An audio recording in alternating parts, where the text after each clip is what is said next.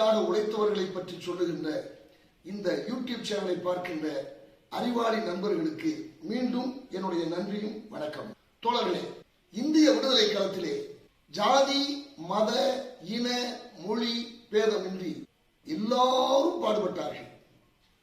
ஆனால் வரலாற்றிலே நாம் சொல்லப்படுவது, கேள்விப்படுவது, எழுதப்பட்டிருப்பது பெரும் பகுதி மேல்தட்டு மக்களுடைய தியாகத்தையும் உழைப்பையும் பற்றி மட்டுமே சொல்லப்பட்டிருக்கிறது. ஆனால் உண்மை அதற்கு வேறானது. அவர்களும் பாடுபட்டார்கள். ஆனால் அதே நேரத்திலே அடிமட்ட மக்கள் எந்த அளவுக்கு உயிர் கொடுத்து போராடி இருக்கிறார்கள், தங்களுடைய வாழ்வை தியாகம் செய்திருக்கிறார்கள் என்பதெல்லாம் பெரிய அளவிலே நம்முடைய விடுதலை போராட்ட வரலாற்றிலே சொல்லப்படவில்லை என்பது வெட்கப்பட வேண்டிய ஒரு செய்தி. நான் ஒரு செய்தி இப்போது உங்களோடு பகிர்ந்து கொள்கிறேன். 1940-41 வருடம் இந்தியா முழுவதும் ஒரு எழுச்சி ஏற்பட்டிருந்த காலகட்டம் அது. மதுரைக்கு அருகிலே இருக்கக்கூடிய உசிலம்பட்டி என்ற ஒரு ஊர், அதிலே பெருமாள் என்று சொல்லக்கூடிய ஒரு சலவை தொழிலாளி இருந்தார்.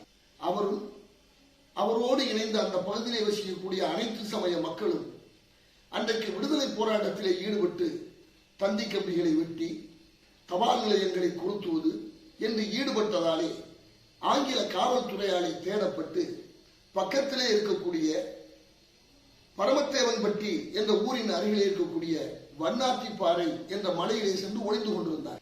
ஆனால் உணவு சாப்பிட வேண்டும் இல்லையா? அந்த உணவு சாப்பிடுவதற்காக அன்றைக்கு உசிலம்பட்டியிலே 3 மாணவர்கள் தங்கும் விடுதிகள் இருந்தன. தென்னாட்டு காந்தியர் என்று அழைக்கப்படுகின்ற என்எம்ஆர் சுப்ராமன் நடத்திய ஒரு மாணவர் விடுதி, அதே போல வைத்தியநாதையரோடு சேர்ந்து இயங்கிய முத்து என்பவர் நடத்திய ஒரு மாணவர் விடுதி, இன்னொரு கல்லர் மாணவர் விடுதி.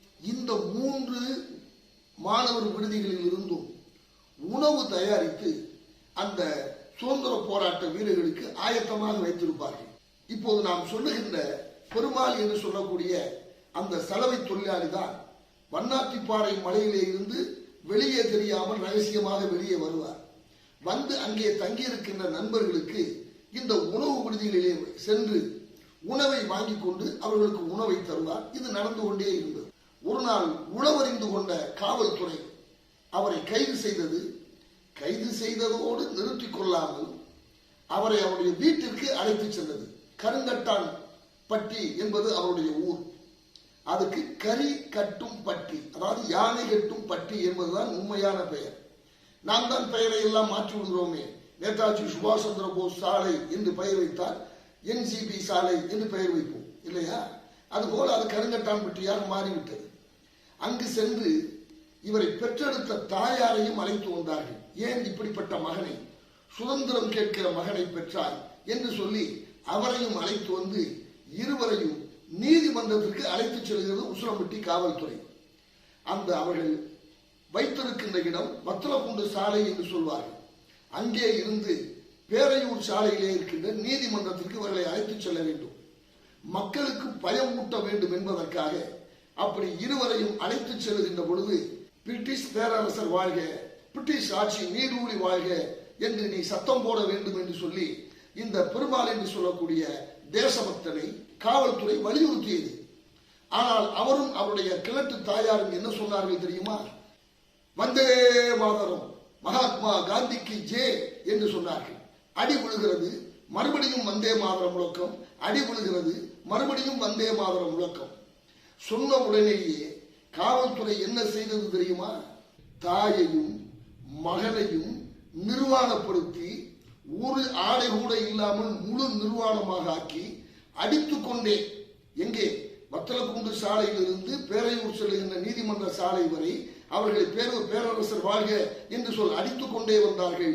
ஆனால் அத்தனை அடியையும் வாங்கி கொண்டு அந்த வயதான தாயும் அவருடைய மகன் பெருமாளும் வந்தே மாதரம், மகாத்மா காந்திக்கு ஜே என்று முழங்கியபடி வந்தார்களே ஒழிய ஒரு இடத்தில் கூட அடிக்கு பயந்து கொண்டு அல்லது நம்மை நிர்வாணமாக ஆக்கிவிட்டார்களே என்றெல்லாம் கவலைப்படாமல் வந்தே மாதரம், எங்கள் மாநில தாயை வணங்குவோம் என்று முழங்கி வந்தார்களே, அவர்களை பற்றி இந்திய வரலாறு, தமிழக விடுதலை போராட்ட வரலாறு எங்கேயாவது பதிந்து வைத்திருக்கிறதா?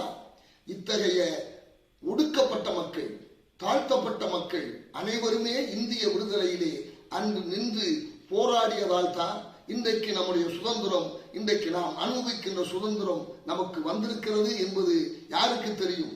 அவரை குறிப்பிடுகிற பொழுது பெருமாள் வண்ணான் என்றுதான் பதிந்து வைத்திருக்கிறார்கள். அவர்களுடைய பெயர்கள் எல்லாம் இன்றைக்கு வரலாற்றிலே இல்லாமல் போய்விட்டது. அதே போல உப்பு சத்தியாகிரகம் நடக்கிறது வேதாரண்யத்திலே. ராஜாஜியுடைய தலைமையிலே திருச்சியிலே இருந்து 100 பேர் செல்கிறார்கள்.